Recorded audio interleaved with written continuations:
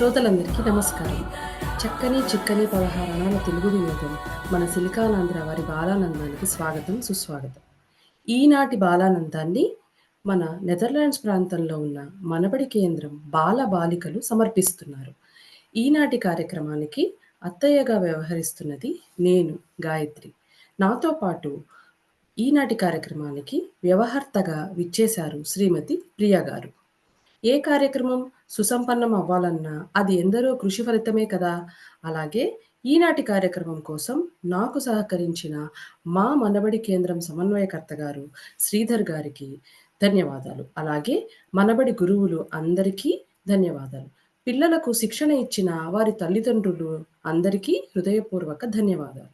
అలాగే బాలానందం బృందానికి కూడా మా ప్రత్యేక ధన్యవాదాలు. పిల్లల ప్రతిభా పాటవాలకు ఆలవాలం మన బాలానందం కార్యక్రమం.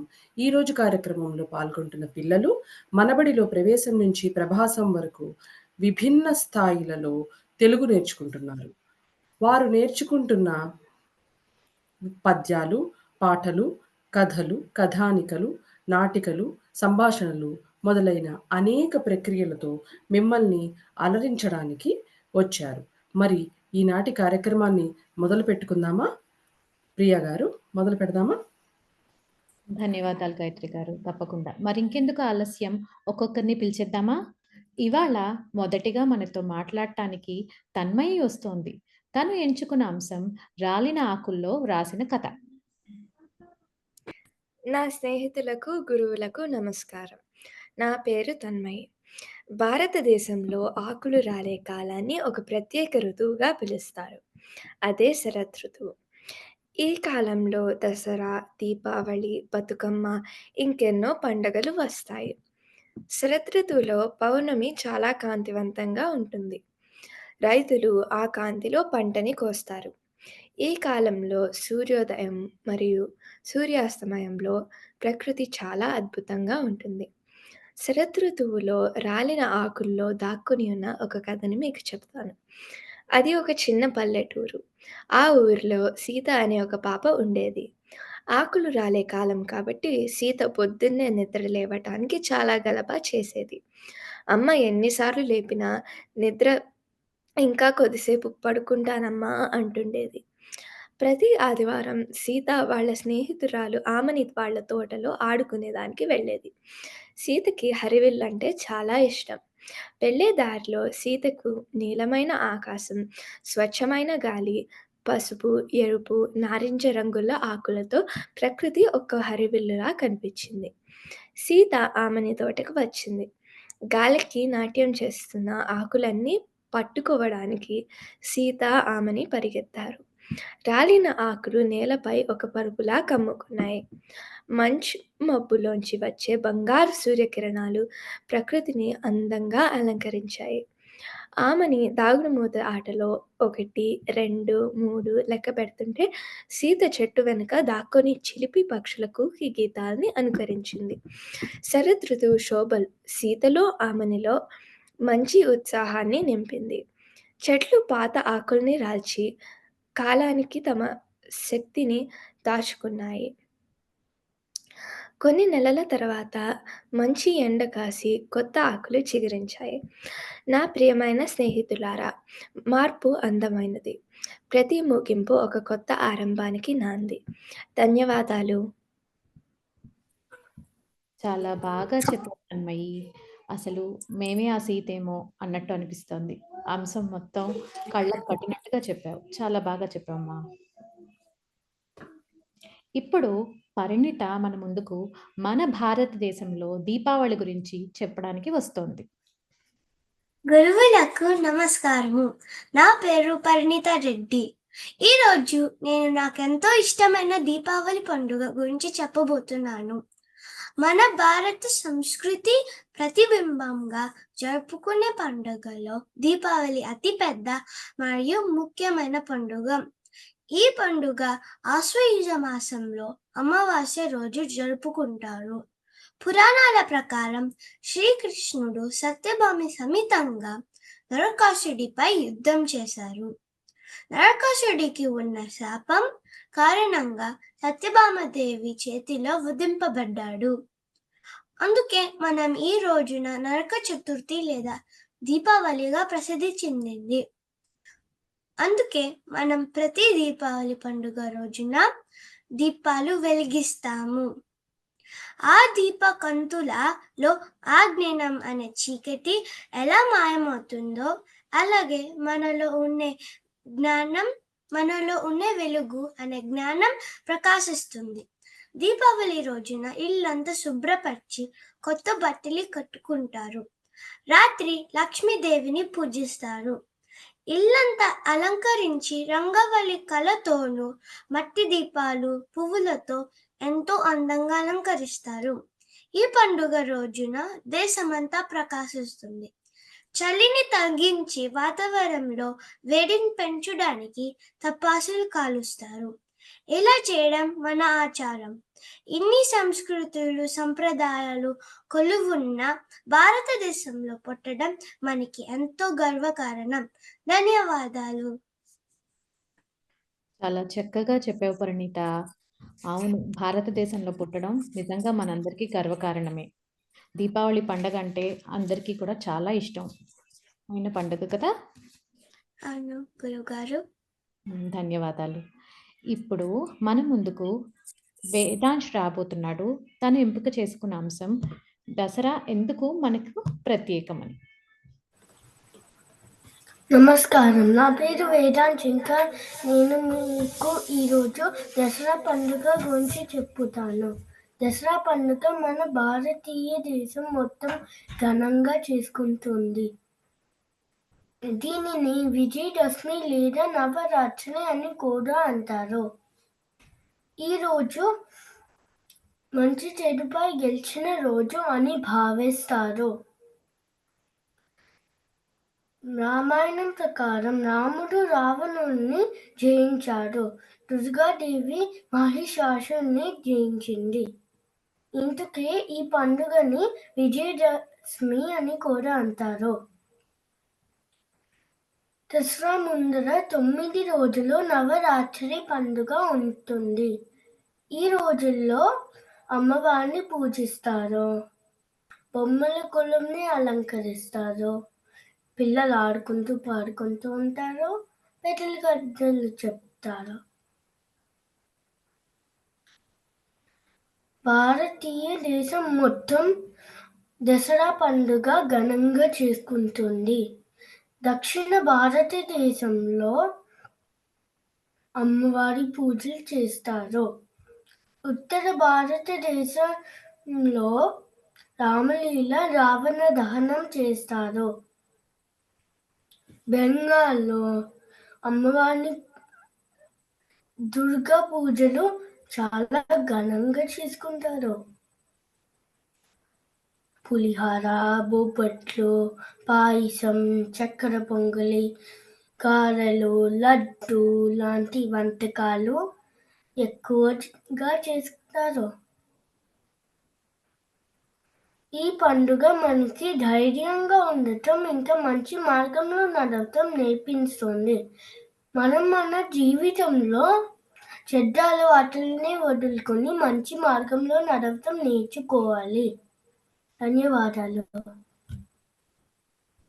చాలా బాగా చెప్పావు వేదాంశ్. మనం దసరాకి ఏంటేంటి చేసుకుంటామో చెప్పావు. దసరా వెనకాతలు ఉన్న కథలు అన్నీ కూడా చాలా చక్కగా చెప్పావు. ధన్యవాదాలు వేదాంశ్. ఇప్పుడు మన ముందుకి హన్విత రాబోతోంది. తను ఎంపిక చేసుకున్న అంశం శ్రీరాముని ధర్మం మరియు పరాక్రమం. అందరికీ నమస్కారం. నా పేరు హన్విత. ఈరోజు నేను మనందరికీ ఎంతో ఇష్టమైన శ్రీరాముడి గురించి మాట్లాడబోతున్నాను. ఆయన చేసిన మంచి పనులు, ధైర్యం, ఇంకా మంచి గుణాల గురించి చెప్పుతాను. శ్రీరాముడు అయోధ్య రాజు దశరథుడి పెద్ద కొడుకు. చిన్నప్పటి నుంచే ఆయన చాలా మంచివాడు. అందుకే అందరూ ఆయనని చాలా గౌరవంగా పురుషోత్తముడు అని పిలుస్తారు. శ్రీరాముడు 14 సంవత్సరాలు అడవిలో ఉన్నాడు. అక్కడ చాలా కష్టాలు చూశాడు. ఒకరోజు శ్రీరాముడి భార్య సీతమ్మని రావణాసుడు తీసుకుని వెళ్ళిపోయాడు. అందుకు శ్రీరాముడు, లక్ష్మణుడు ఇంకా హనుమంతుడు కలిసి సీతమ్మని రక్షించేదానికి బయలుదేరారు. ఆ తర్వాత శ్రీరాముడు ఎంత ధైర్యవంతుడో అందరికీ తెలిసింది. శ్రీరాముడు హనుమంతుడితో కలిసి నది పైన సేతు కట్టాడు. లంకలో రాక్షసులతో యుద్ధం చేసి సీతమ్మని కాపాడాడు. శ్రీరాముడు మనందరికీ మంచి ఉదాహరణ. మంచి కొడుకు, మంచి భర్త, మంచి రాజు, ఇంకా మంచి స్నేహితుడు. శ్రీరాముడు ఎప్పుడూ మంచి పనులే చేస్తాడు. శ్రీరాముడి జీవితం మనకు మంచి పాఠం. మన పని మనమే నిజాయితీగా చేసుకోవాలి. ఎప్పుడు నిజం చెప్పాలి. ఇంకా కష్టాలు వచ్చినప్పుడు ధైర్యంగా ఎదుర్కోవాలి. మనము కూడా శ్రీరాముడిలా నిజాయితీగా ఇంకా ధైర్యంగా ఉంటే ఏ పని చేసినా విజయం లభిస్తుంది. ఇప్పటి వరకు విన్నందుకు ధన్యవాదాలు. చాలా బాగా చెప్పావు హన్విత. శ్రీరాముడిలాగే మనం అందరం ఉండాలని కూడా చాలా చక్కగా చెప్పావు. నిజమే, మనందరం కూడా శ్రీరాముడి బాటలో నడవాలి. ఇప్పుడు దండోరాకు సమయం అయింది. దండోరా అనే కార్యక్రమం ద్వారా సిలికానాంధ్ర వారి వార్తలు వినవచ్చు. ఆలస్యం ఎందుకు, దండోరా వేసుకుందామా మరి?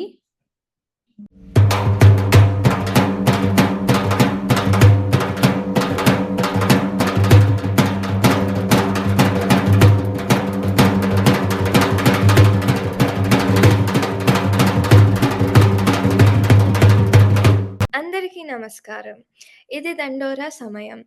వార్తలు చదువుతున్నది మీ చిన్నారి తన్మయి. సెప్టెంబర్ మాసంలో తెలుగుబడి వార్షికోత్సవ వేడుకలు ఐందోవన్లో జరిగాయి. ఈ కార్యక్రమంలో విద్యార్థులకు ఉత్తీర్ణత పత్రాలు, బహుమతి ప్రదానం జరిగింది. విద్యార్థులు ఎంతో ఉత్సాహంతో సాంస్కృతిక కార్యక్రమంలో పాల్గొన్నారు. అక్టోబర్ మాసంలో ఐందోవన్లో అష్టావధానం జరిగింది. అందులో మనబడి పిల్లలు పృచ్ఛకులుగా పాల్గొన్నారు. మన ఎన్ఎల్టీసీ వారి ప్రవాస పరిమళాలు మాసపత్రిక మొదటి సంచిక ప్రచురించారు. అందులో పిల్లల కథలు, కవితలు ప్రచురింపబడ్డాయి. వార్తలలో చివరి అంశం రేడియోలో బాలానందం కార్యక్రమం. ఇక మీదట ప్రతి నెల జరుగుతుంది. నా వార్తలు ముగిశాయి. మరిన్ని వార్తలు మా గురువు గారు చెప్తారు. నమస్కారం. ఇది దండోరా సమయం. అమెరికా మనబడి కేంద్రాల్లో జరుగుతున్న మరిన్ని వార్తలు చదువుతున్నది నేను గాయత్రి. కృతజ్ఞతా దినోత్సవాన్ని అంటే థ్యాంక్స్ గివింగ్స్‌ను పురస్కరించుకుని నవంబర్ 29 లేదా 30న జరిగే మనబడి తరగతులకు సెలవులను ప్రకటించారు. వచ్చే వారం మనబడి తరగతులకు సెలవు కావున ఈ వారాంతంలోనే అమెరికాలోని చాలా మనబడి కేంద్రాలలో అధ్యాపకులకు ధన్యవాద వేడుకను నిర్వహించారు. ఎలాంటి లాభాపేక్ష లేకుండా స్వచ్ఛందంగా భాషా సేవ చేస్తున్న మనబడి అధ్యాపకులకు తల్లిదండ్రులు, పిల్లలు ధన్యవాదాలు తెలియజేశారు. కృతజ్ఞతా దినోత్సవం వారాంతంలో బంధుమిత్రులను కలుసుకోవడానికి దూరపు ప్రాంతాలకు వెళ్లే మనబడి కుటుంబ సభ్యులు జాగ్రత్తగా ప్రయాణం చేయాలని, అందరూ సంతోషంగా సెలవులను గడపాలని మనబడి కోరుతున్నది. పిల్లలకు ఉపయోగపడే ఎన్నో కార్యక్రమాలను మనబడి నిర్వహిస్తోంది. అందులో బాలానందం ఒకటి. ప్రతి వారాంతంలో 4 కార్యక్రమాలు ప్రసారం అవుతాయి. మనబడి పిల్లలు ఈ బాలానందం కార్యక్రమంలో తెలుగు పద్యాలు, గేయాలు, కీర్తనలు, కథలు, తెలుగు ప్రముఖులు, తెలుగు భాష, తెలుగు రాష్ట్రాలు, సామెతలు, పొడుపు కథలు, తెలుగు మాటలు ఇలా ఎన్నో విషయాల గురించి మాట్లాడతారు. ఇలాంటి కార్యక్రమాలలో పిల్లలు పాల్గొనడం వలన పిల్లల్లో రెట్టింపు ఉత్సాహం కనిపిస్తుంది. బాలబడి నమోదు ప్రక్రియ అమెరికాలోని మనబడి కేంద్రాలలో సంవత్సరాంతరం వరకు తెరిచి ఉంటుంది.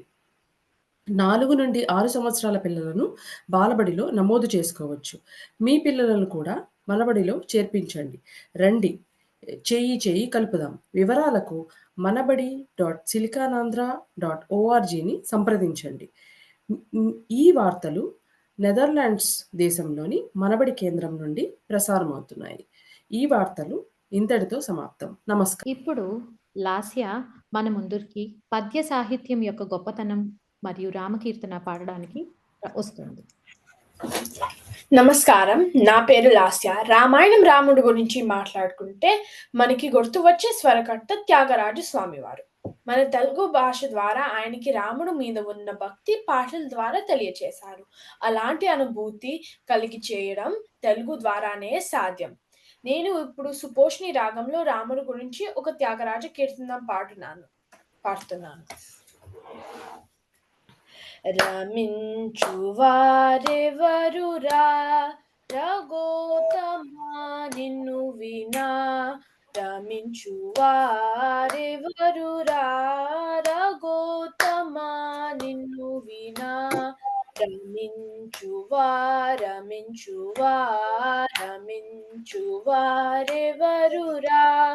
రఘోత్తమా నిన్ను వినా. సమాధి షట్ గుణగణ సకల భువన జనులలో, సమాధి షట్ గుణగణ సకల భువన జనులలో, సరి సరి సరి సా సమారి మరి మమ సరి సరి సరి సా సమారి మరి మమ స మని దశ దని పమ పని దశ రి నిసా మానిసా, మని దశ దని పమ పని దశ రి నిసా మానిసా, ససద నిని పదమ పపరి మమ స రిని ద, ససద నిని పదమ పపరి మమ స రిని ద, ద మని ద సరి రి నిసా మమ స స దని పమ, ద మని ద సరి రి నిసా మమ స స దని పమ. రమయనే సుమర్మము రామయనే శర్మము, రమయనే సుమర్మము రామయనే శర్మముల సదమరవరుల కాపెను త్యాగరాజ సన్నుత, దమరవరుల కాపెను త్యాగరాజ సన్నుత, రమించువారెవరురా రఘోత్తమా నిన్ను వినా. ధన్యవాదాలు. అలా చక్కగా తెలుగు భాష యొక్క గొప్పతనాన్ని చెప్పావు లాస్య. నీ పాట కూడా చాలా బాగుంది. ఇప్పుడు మన ముందుకు చక్రిక ఆకురాలు కాలం ప్రకృతి అందాలు ఆరోగ్య సూచనల గురించి మాట్లాడడానికి వస్తుంది. నమస్కారం, నా పేరు చిత్రిక. ఈరోజు నేను ఆకురాల కాలం గురించి చెప్తాను. వర్షాకాలం తర్వాత వచ్చే అందమైన ఋతువు ఆకురాల కాలం. శరద్ ఋతువు అంటే ఆకురాల కాలం. ఈ కాలం సెప్టెంబర్ నుండి నవంబర్ వరకు ఉంటుంది. ఈ కాలంలో వర్షాలు తగ్గుతాయి, ఇంకా వాతావరణం చల్లగా ఉంటుంది. ఆకురాల కాలంలో దసరా, దీపావళి లాంటి పండుగలు వస్తాయి. ఈ కాలంలో చెట్లాకులు ఎరుపు, పసుపు, గోధుమ రంగులోకి మారిపోతాయి. దాని తర్వాత నేలపై రాలిపోతాయి. పగలు సూర్యకాంతి మృదువుగా ఉంటుంది, రాత్రులు చల్లగా ఉంటుంది. ఈ కాలంలో చామంతి పువ్వులు ఎక్కువగా పూస్తాయి. జామ, సీతాఫలం, ద్రాక్షలు ఎక్కువగా లభిస్తాయి.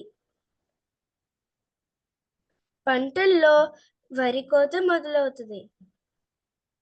గుమ్మడికాయ, బంగాళదుంప, చిలకడ దుంప, క్యారెట్, బీట్రూట్ అవి కూడా ఎక్కువగా లభిస్తాయి. గోంగూర, పాలకూర తింటే ఆరోగ్యానికి మంచిది.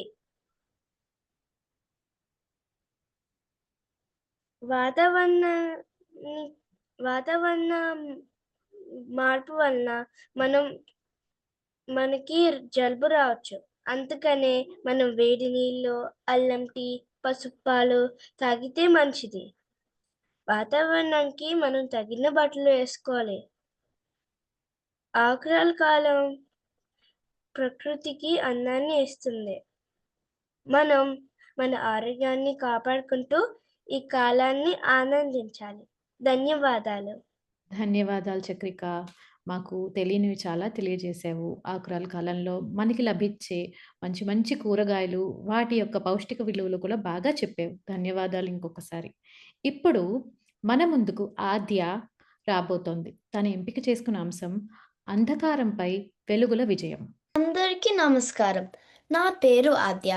ఈరోజు నేను మీకు దీపావళి అంటే ఏమిటి, ఎందుకు అంధకారంపై వెలుగుల విజయం అని అంటారో చెబుతాను. దీపావళి అంటే దీపాల వరుస. ఈ పండుగలో మనం చిన్న చిన్న దీపాలు, కొవ్వొత్తులు వెలిగించుతాం. కానీ అవి అందం కోసం మాత్రమే కాదు, ఒక గొప్ప సందేశం కూడా ఇస్తాయి. చీకటున్న ఒక చిన్న దీపం వెలిగిస్తే వెంటనే చీకటి పోతుంది కదా. అలాగే మన జీవితంలో ఉన్న అంధకారాలు, కోపం, అబద్ధం, భయం, చెడు ఆలోచనలు, వాటిని పోగొట్టేది మనలోని మంచితనం అనే వెలుగు. శ్రీరాముడు చెడుపై గెలిచి తిరిగి వచ్చినప్పుడు ప్రజలు దీపాలు వెలిగించి స్వాగతం చేశారు. అది మంచి చెడుపై గెలుపు అని చూపించి మనలోని పెద్ద చిహ్నం. దీపావళి రోజున మనం ఇంటిని శుభ్రం చేస్తాము, దీపాలు వెలిగిస్తాము, కొత్త బట్టలు వేసుకుంటాము. ఇవి అన్నీ మాకు చెప్తాయి మన మనసుని కూడా మంచితో, ప్రేమతో, దయతో వెలిగించాలి అని. కాబట్టి మనం కూడా ఒక చిన్న దీపం లాగా ఉందాము. మంచి మాటలు, మంచి పనులు, మంచి ఆలోచనలతో చుట్టూ ఉన్న వాళ్ళకి వెలుగు పంచుదాం. ధన్యవాదాలు. తప్పకుండా ఆద్య. మేము కూడా అలా ఉండడానికి ప్రయత్నిస్తాం. ధన్యవాదాలు. నువ్వు చాలా బాగా చెప్పావు.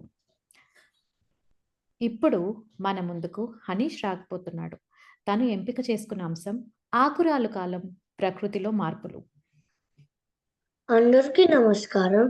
నా పేరు హనీష్. నేను ఆకురాల కాలం గురించి చెప్తాను. ఆకురాల కాలం యొక్క ముఖ్య లక్షణం వాస్తవానికి ఆకుల రంగు మారడం. ఈ అద్భుతమైన మార్పు చల్లటి వాతావరణం వల్ల కాకుండా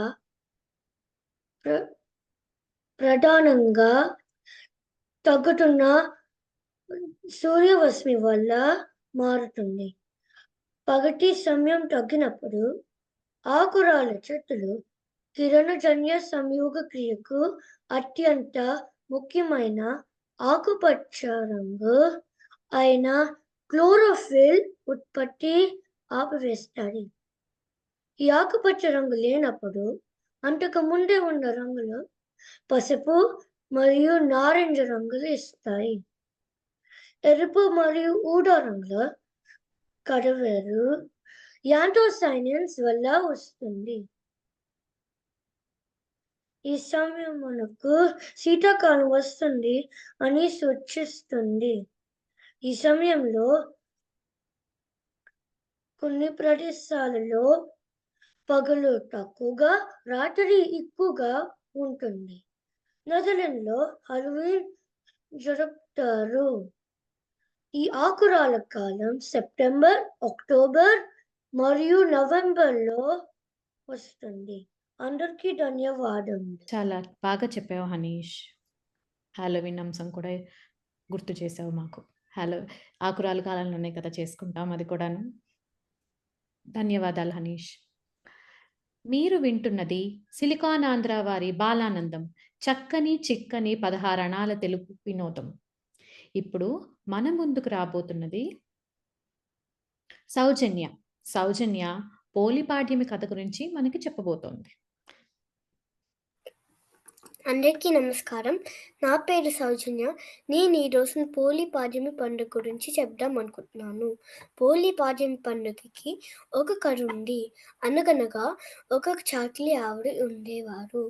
ఆ చాకలి ఆవిడకి 4 కొడుకులు, 4 కోడళ్ళు ఉండేవారు. నలుగురు కోడల్లో ఆఖరి కోడలి పేరు పోలి.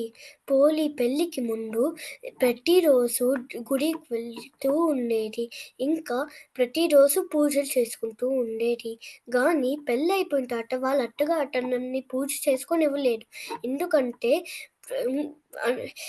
తను కన్నా ఇంకా వేరే వాళ్ళు తన కన్నా ఇంకా భక్తురాలైపోతుందేమో అని వాళ్ళ అత్తగారికి భయం వేసింది. అందుకు పోలిని దేవుడికి పూజ చేసుకోనివ్వలేదు.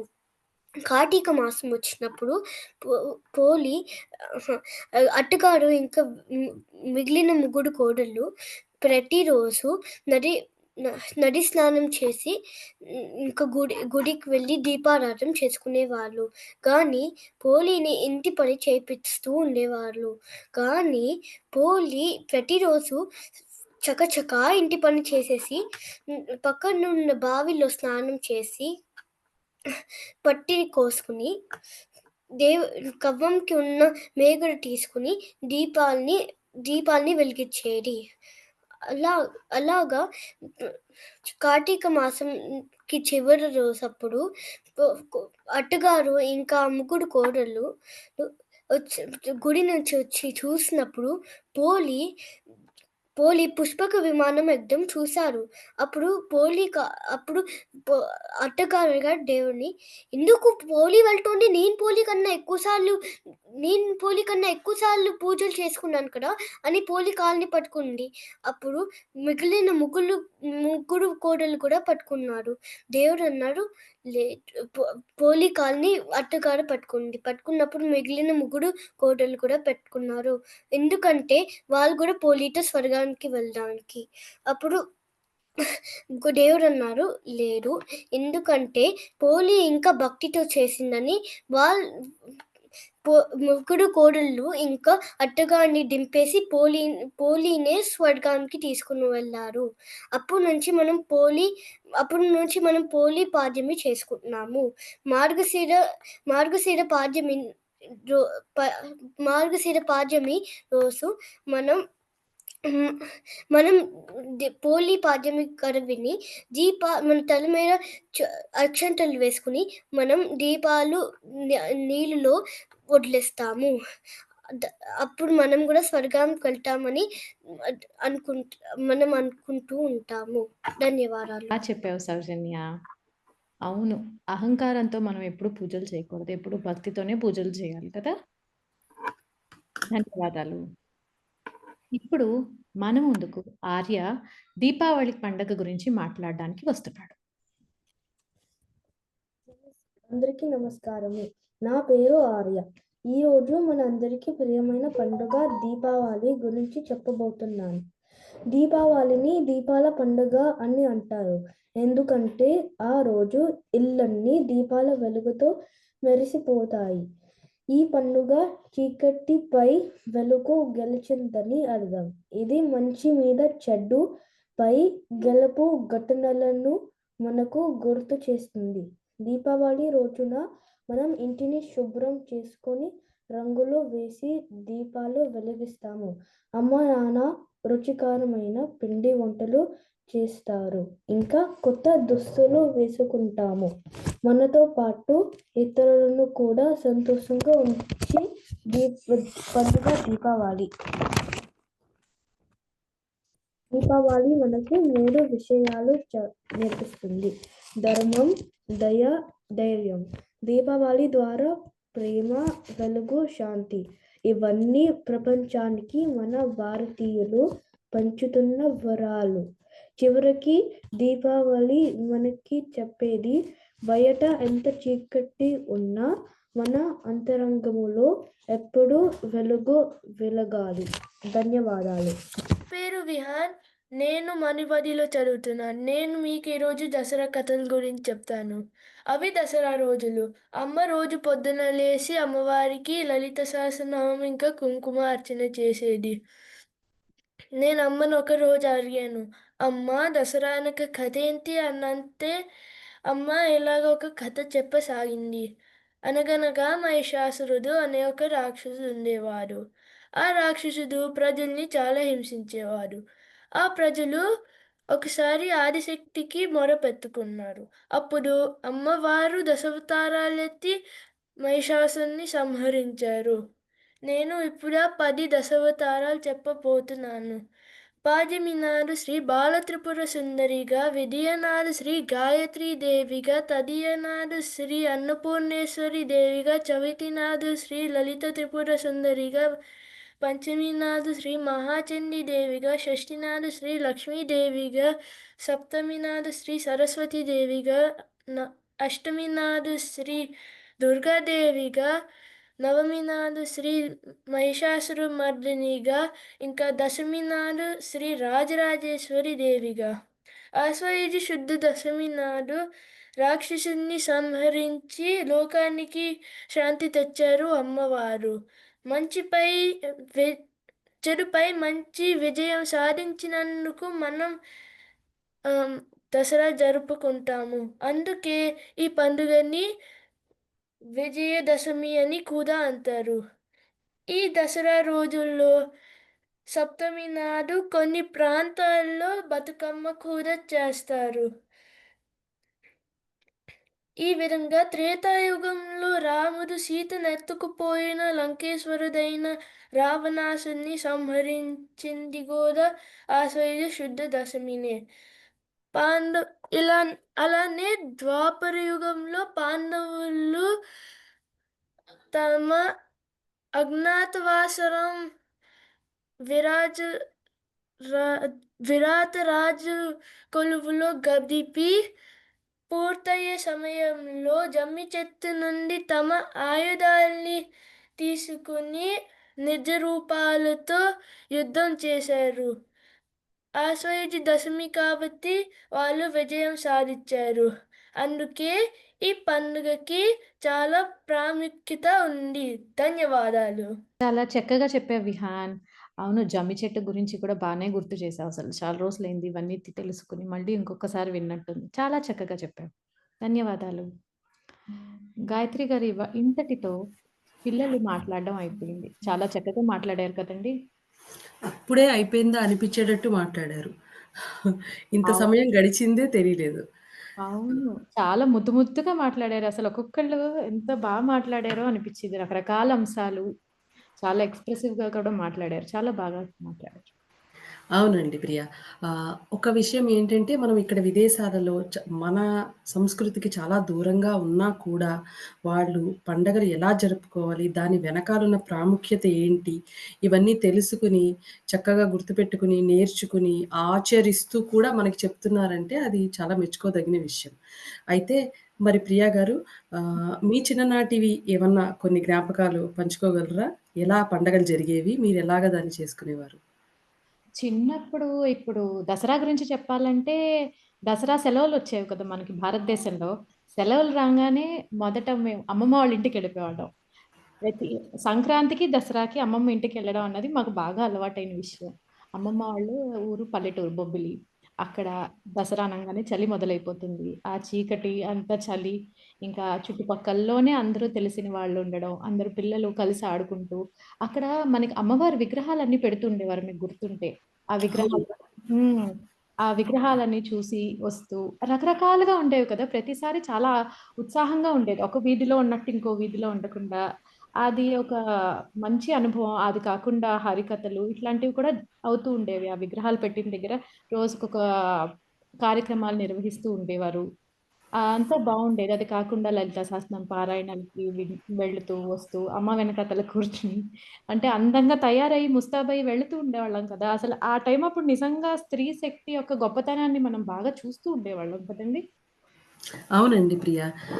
అయితే ఒకసారి పిల్లలతో వాళ్ళకిష్టమైన వాళ్ళ అమ్మ చేసే ఆహార పదార్థాలు లేదా వాళ్ళ అమ్మమ్మ, నానమ్మల దగ్గర ఏమన్నా వాళ్ళు ఇష్టపడే పండగ రోజుల్లో ఇష్టపడి చేయించుకునే పదార్థాలేంటో ఒక్కసారి అడుగుతాను నేను.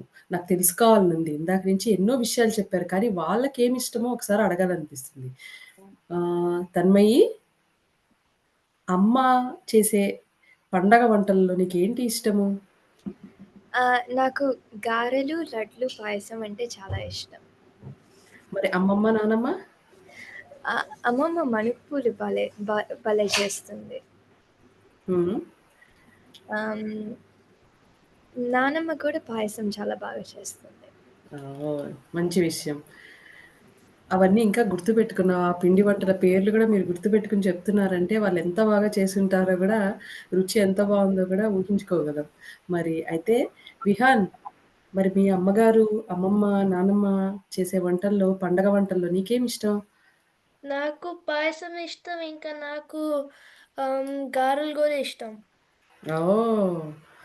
అమ్మ ఏది బా చేస్తుంది? అమ్మ 2 బానే చేస్తది. కానీ అమ్మమ్మ అన్నిటికంటే బాగా చేస్తది. అమ్మ కన్నా అమ్మమ్మకే మనం ముందు బహుమతి ఇచ్చేయాలి. అంత బా చేస్తుందనమాట. మరి అమ్మమ్మలంటే అమ్మమ్మ ఎప్పుడైనా మన నెదర్లాండ్స్ దేశానికొచ్చారా?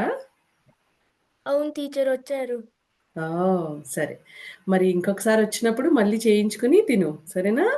హ్మ్. అయితే పరిణిత, నువ్వు చెప్తావా? అమ్మ, అమ్మమ్మ, నానమ్మ చేసే పండగ వంటల్లో నీకేమిష్టం? నాకు మా అమ్మమ్మ చేసే అత్తిరాసులు ఇష్టం. ఓహ్! ఇంకా? నాకు జిలేబీ, గులాబ్ ఆ! జామున్ అంటే చాలా ఇష్టం. మంచి విషయం. చాలా తీపి పదార్థాలు చేస్తారే మీ అమ్మమ్మ గారు. అవును. మాకేం కావాలంటే అమ్మమ్మ చేస్తది. మంచి విషయం. మరి మీ అమ్మమ్మ గారిని తీసుకొచ్చావా మన దేశం ఎప్పుడైనా?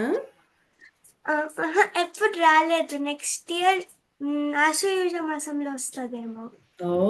ఆశ్వీజ మాసం అంటే ఏం పండగ? దసరా పండగ కదా! ఆశ్వీజ ఆ! మాసంలో మనం దసరా పండగ చేసుకుంటాం.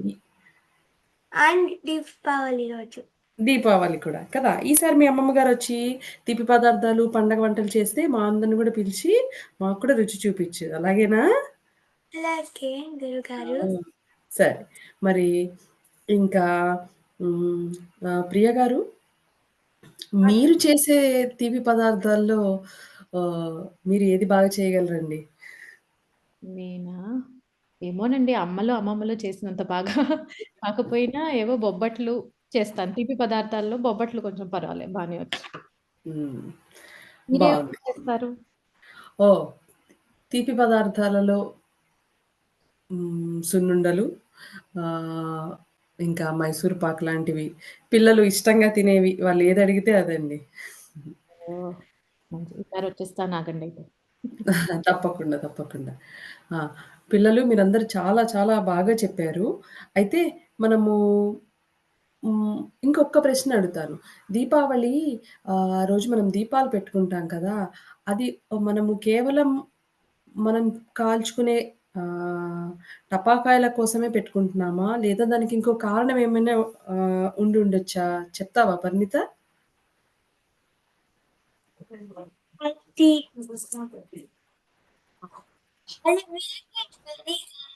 చెందించి వెలిగించిందని మనము ఈ దీపాలు వెలిగిస్తాము. అప్పుడు మనకు కూడా గెలవడం అని ఒక ఆలోచన వస్తుంది. అవును. చెప్పావు. ఆహ్, చెడు నుంచి మనం ఎలా అయితే మంచిలోకి రావాలో, అలాగే చీకటి నుంచి వెలుగులోకి కూడా రావాలి అని ఒక ఉద్దేశపూర్వకంగా దీపాలనేవి పెట్టుకుంటాము. అలాగే ఆ పేరు దీపాలు వరుసగా పెడతాం కదా ముందు. అందుకని దానికి దీపావళి అని పేరు కూడా వచ్చింది. అలా పెట్టడం ఒకటి. ఆహ్, ఆ ప్రా ఆ సమయంలో బయట ఆకాశంలో గాని, వాతావరణంలో గాని చీకటితనం ఎక్కువగా ఉంటుంది. దానివల్ల కూడా మనం దీపాలు పెట్టుకుంటాము. ఆహ్, సరే. ధన్యవాదాలు. ప్రియ గారు, మరి ఇవాల్టి కార్యక్రమము చాలా బాగా చెప్పారు కదా పిల్లలు. అవును. అయితే హ్మ్. మనము దీన్ని ముగింపు దిశగా వెళ్దాం. హ్మ్. అలానేనండి.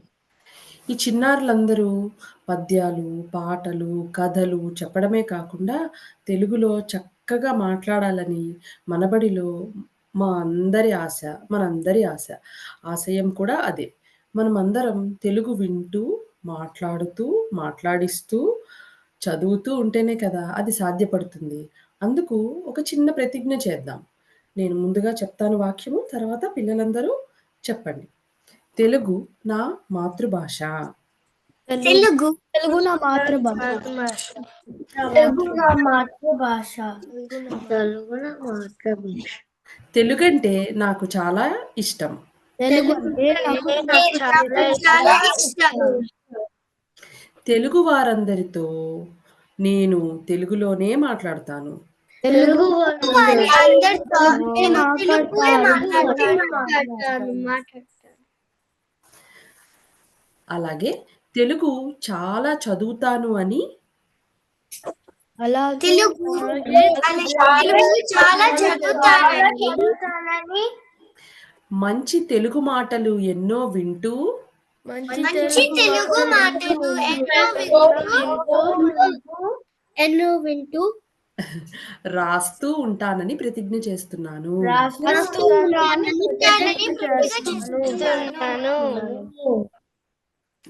జయ హో తెలుగు తల్లి. జయ హో తెలుగు తల్లి. జయ జయ హో తెలుగు తల్లి. జయ జయ హో తెలుగు తల్లి. చాలా బాగా చెప్పారు. ఇది మంచి ప్రతిజ్ఞ. ఎందుకంటే మనము ఒక భాషను నేర్చుకోవాలంటే అందులోనూ తెలుగు భాష మన అందరి భాష కదా! మన అమ్మ భాష. అమ్మ భాషని ఎందుకంటారో తెలుసా? మీరు పుట్టకముందే అమ్మ కడుపులో ఉన్నప్పటి నుంచి ఆ భాషనే వింటూ ఉంటారు గదా! ఇంకా ఇంకొక మంచి విషయం ఏంటి? మీరు అమ్మమ్మలు, నానమ్మలు, తాతయ్యలు అలాగే మీ బంధువులందరితో మాట్లాడాలంటే వాళ్ళందరూ చక్కగా మాట్లాడే తెలుగు భాష మీకు అర్థమవ్వాలి. మీరు వాళ్ళతో మంచి విషయాలు తెలుసుకోవాలి. వాళ్ళు చెప్పే కథలు, విషయాలు అన్నీ మాట్లాడి మీరు నేర్చుకోవాలి.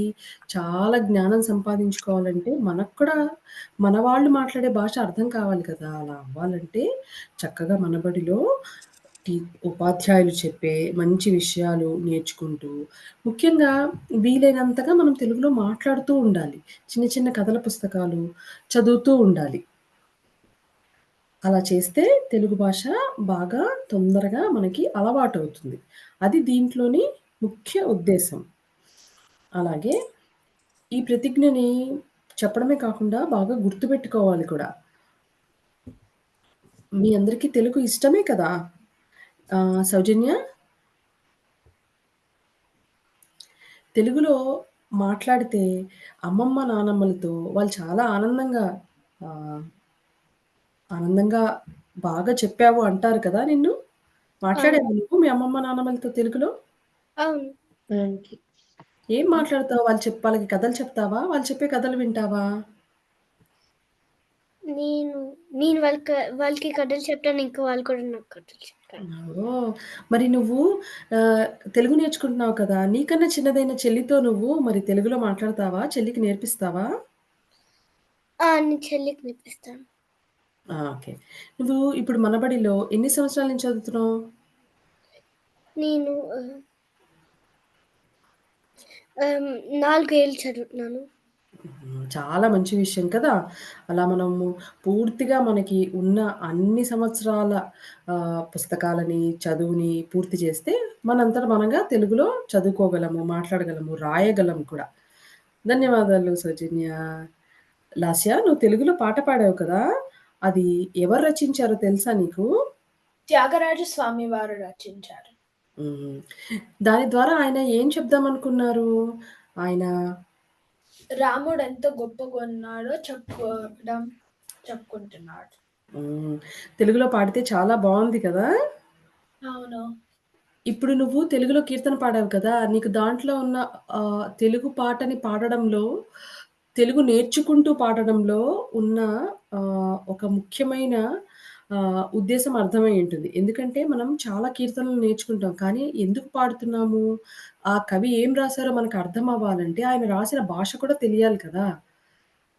సో, నువ్వు చక్కగా తెలుగు నేర్చుకోవడం వల్ల నీకొచ్చిన మంచి విషయం ఏంటంటే, నువ్వు పాడే పాట తర్వాత నువ్వు పెద్దయ్యాక ఎన్ని పాటలు పాడినా, కీర్తనలు పాడినా అవన్నీ నీకు అర్థమవుతూ ఉంటాయి. దానివల్ల మంచిగా అనుభూతి చెందుతూ పాడగలవు. అవును. ధన్యవాదాలు లాస్య. ఓకే. ప్రియ గారు చెప్పండి గాయత్రి గారు.